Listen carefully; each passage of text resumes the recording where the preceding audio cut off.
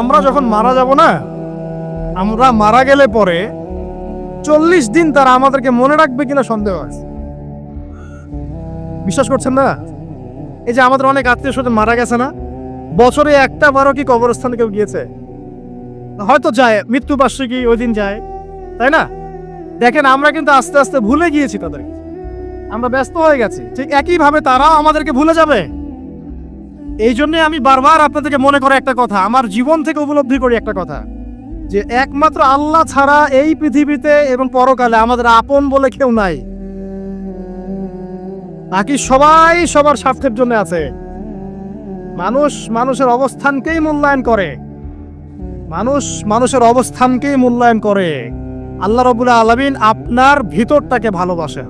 দেখেন আপনি যখন নামাজ পড়েন নাই, আল্লাহ পাক কিন্তু আপনাকে ধ্বংস করে দেন নাই। আল্লাহ পরম করুণাময় আপনাকে হেদায়েত দিয়ে নামাজি বানিয়ে দিয়েছেন। জীবনে অনেক পাপ করেছেন, ইনস্ট্যান্ট আল্লাহ পাক শাস্তি দিতে পারতেন, আল্লাহ পাক দেন নাই। আল্লাহ আপনাকে ভালোবাসেন, আল্লাহ আমাকে ভালোবাসেন।